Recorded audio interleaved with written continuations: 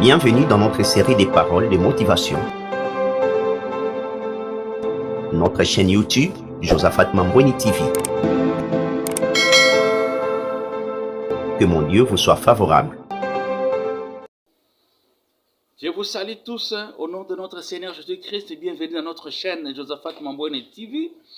Meilleurs vœux pour 2023 qui a commencé depuis 5 jours. Aujourd'hui, nous sommes le 5 janvier 2023. Oh, ce merveilleux, une nouvelle année, de nouvelles perspectives, de nouvelles choses.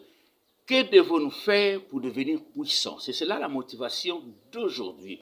Certainement, dans votre vie, vous avez passé des moments compliqués et difficiles. Et il y a aussi des gens qui ont été brimés là où ils habitent. Il y a aussi quelques personnes là où ils travaillent, ils se sentent toujours humiliés, on se moque d'eux et ils ne savent pas comment sortir de ces situations. Et si c'est votre cas, cette motivation est pour vous. Vous êtes pasteur dans une église, vous gérez un ministère, une fondation biblique, chrétienne, spirituelle. Vous sentez que les résultats ne sont pas là. Même quand vous priez pour les gens, les choses ne marchent pas. Bien-aimés dans le Seigneur, respectueux homme de Dieu, la motivation d'aujourd'hui est pour vous. Et je tiens à vous dire que je suis le frère Josaphat Mambweni. Je suis de la nationalité congolaise, donc je suis en République démocratique du Congo. Je suis chanteur et prédicateur de l'Évangile. Avant que l'on continue, je vous prie de pouvoir vous abonner pour ne rien rater des prochaines vidéos. Voilà, bien-aimés dans le Seigneur, que faire pour devenir puissant? C'est la quête de plusieurs personnes dans tous les domaines de la vie, politiciens, aristocrates, mécaniciens, ingénieurs, étudiants, pasteurs, hommes d'affaires. Voilà, je vous lis un passage intéressant. Psaume 68, le verset 29. Ton Dieu ordonne que tu sois puissant. Ton Dieu donne un ordre. Ton Dieu voudrait te voir puissant. Voilà un peu une petite explication de ces passages. Mais pourquoi et quelles sont les raisons qui poussent Dieu à nous pousser à devenir puissants? Et plus tard, nous verrons que faire pour devenir puissant. La première raison, un dicton dit, on ne produit que selon son espèce. Si je suis parent et que je suis intelligent, que j'ai réussi dans la vie, je me battrai pour que mes enfants soient aussi intelligents et puissent aller de l'avant dans leur vie. Je leur inculquerai des valeurs morales et spirituelles qui leur permettraient de tenir les coups face aux antivaleurs de la vie. Je les pousserai à étudier pour être de bonnes personnes demain, des personnes qui vont faire ma fierté. On ne produit que selon son espèce. Le psaume 86 dit ceci, j'avais dit, vous êtes des dieux, vous êtes les fils du Très-Haut, tous. Si vous êtes enfants de Dieu, comme Dieu est tout-puissant, vous êtes aussi puissants, à moins que vous ne puissiez pas prendre conscience de cette réalité. Je crois qu'on en parlera un peu plus bas, quand on parlera de comment devenir puissant. Si vous êtes enfant de Dieu, vous avez de la puissance en vous. Vous avez tous les atouts qui vont permettre à ce que, lorsque vous agissez, que la puissance se manifeste par des résultats probants.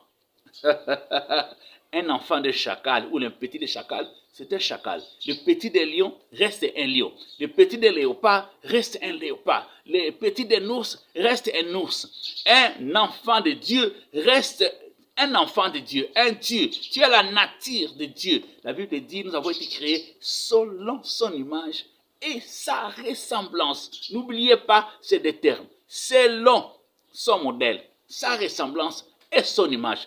Tu n'es pas n'importe qui. Peut-être que les choses ne marchent pas parce que tu ne prends pas conscience de la position que tu as en Jésus. Je t'ouvre les yeux, bien-aimé dans le Seigneur. Je m'adresse à une personne, t'encourage. Tu n'es pas n'importe qui. Dieu ordonne que tu sois puissant parce que lui-même est tout puissant. La deuxième raison pour laquelle Dieu ordonne que nous soyons puissants, c'est parce que Dieu sait, nous ferons face aux problèmes, aux difficultés, aux obstacles, à certaines inimitiés et à des ennemis farouches durant notre vie. Mais pour faire face à toutes ces choses, nous avons besoin d'exercer un certain pouvoir. D'ailleurs, Luc 10, 19 dit ceci, je vous ai donné le pouvoir de marcher sur les serpents, sur les scorpions, sur toute la puissance de l'ennemi, et rien ne pourra vous nuire. Mais malheureusement, quand on regarde aujourd'hui à ta vie, beaucoup de choses nuisent à ta vie parce que tu ne sais pas exercer le pouvoir que Dieu t'a donné. Je prends un exemple simple. Tu es un soldat. On te donne une arme redoutable, mais tu ne sais pas l'utiliser. Et si ton ennemi prend conscience que tu ne sais pas l'utiliser, il va te faire souffrir, il va te gronder, il va te menacer, il va continuer à te tourmenter. Beaucoup d'enfants de Dieu aujourd'hui, quand ils dorment, oui, on les coince, on les menace, ils ont des cauchemars. Ce n'est pas normal, je vous le dis, ce n'est pas normal. En lisant ce passage, on comprend que quand on devient en Christ, même si tu t'es converti, après un jour, Dieu a dit ce passage, cette promesse est aussi pour toi. Je vous ai donné le pouvoir de marcher sur. Mais comment se fait que les esprits marchent sur toi? Normalement, c'est toi qui dois marcher sur les esprits. Continuons. Maintenant, descendons pour parler de comment devenir puissant.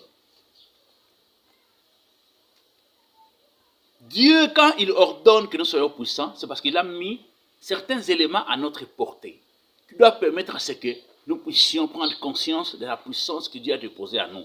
Ou carrément, si vous avez perdu cette puissance, comment faire les démarches pour récupérer cette puissance? Voilà, dans la parole de Dieu, dans Ephésiens 6, 17, la parole de Dieu est décrite comme une arme. Waouh! Une arme, une épée. J'ai donné tantôt un exemple d'un soldat qui a une arme dont l'utilisation lui est inconnue. Il ne pourra pas l'utiliser. Mais c'est lui qui est enfant de Dieu. La parole que tu lis, la parole que tu médites, c'est une véritable arme offensive. Ça te donne de la puissance pour vaincre tout ce qui s'attaque à toi, pour vaincre les flèches de l'ennemi, pour vaincre toute forme d'attaque, de réclamations qui se font à gauche et à droite. Tu as la parole. C'est pour cela que je parle à une personne. Je vous exhorte, apprenez à écouter la parole de Dieu. Lisez la parole de Dieu. Connaissez-la. Méditez-la.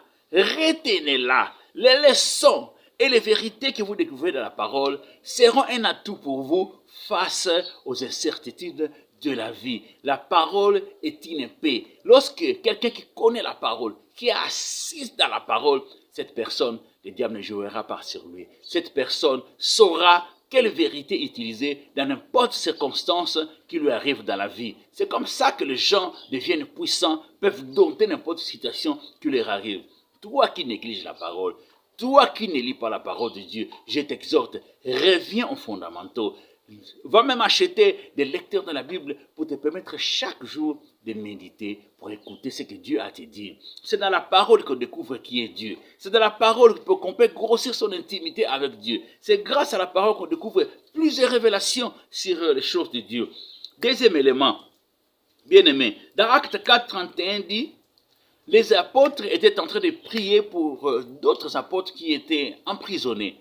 En faisant la prière a fait trembler la prison. Vous avez entendu? La prière a fait trembler le mur de la prison. Bien-aimés dans le Seigneur, invoquons Dieu. La prière est capable de faire trembler le fondement du monde, de faire trembler le diable, de faire trembler nos ennemis. Il y a une puissance ou une arme puissante entre tes mains que tu ne sais pas utiliser. Voilà, tu souffres parce que tu ne pries pas assez. Tu souffres parce que tu négliges la prière. Tu souffres parce que tu fouilles lorsqu'il y a des séances de prière, de jeûnes de prière, des retraites, tu fouilles. Non, sois un homme de prière. Prie matin, midi et soir. D'ailleurs, la Bible dit, priez sans cesse. Voilà, c'est avec raison. Celui qui prie beaucoup, le diable ne peut pas le toucher. Celui qui prie beaucoup aura moins de problèmes. Celui qui prie beaucoup aura la suprématie sur des problèmes qui assaillent sa vie. Ça, il faut retenir. Troisième élément pour devenir puissant, bien aimé dans le Seigneur, nous avons le Saint-Esprit. Bien aimé dans le Seigneur, celui qui entretient de bonnes relations avec le Saint-Esprit, c'est une personne qui ne sera pas surprise par des événements. D'ailleurs, la Bible dit, c'est lui qui est baptisé du Saint-Esprit, s'édifie lui-même. je vous invite à expérimenter cette expérience de baptême dans le Saint-Esprit et ça vous donne le don de parler en langue. Celui qui parle en langue tout le temps s'édifie lui-même. Il dit des mystères à Dieu, des mystères que vous ne comprenez pas, que même vos ennemis, le diable, ne pourra pas toucher, ne pourra pas comprendre. Ainsi, c'est lui qui parle la langue, monte encore en dimension dans la prière, ça nous donne de la puissance.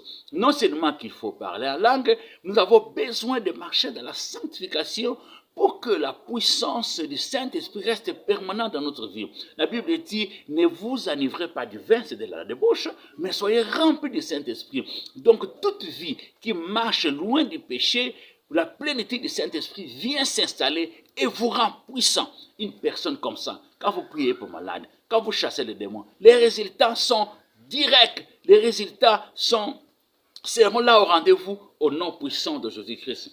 Qu'est-ce qu'il faut encore faire pour devenir puissant? Jacques 4, 7 dit ceci, soumettez-vous à Dieu, résistez au diable, il fuira l'un de vous. Ici, je parle de l'obéissance. Beaucoup de chrétiens sont faibles parce qu'ils ne sont pas obéissants. Vous avez la nature de Dieu, vous avez le Saint-Esprit, mais vous n'obéissez pas à Dieu, vous ne pourrez pas résister au diable, vous ne serez pas fort. Il mettra la main sur vous, il jouera sur vous, il va se moquer de vous et rien ne pourra se faire.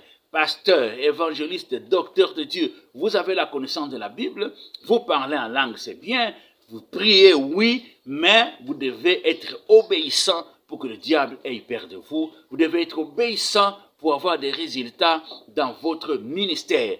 Si vous avez aimé cette vidéo ou bien ce message, n'oubliez pas de vous abonner, de liker et de la partager parce qu'il faut que l'Église reste puissante dans ses racines. Au nom puissant de Jésus, que mon Dieu vous bénisse.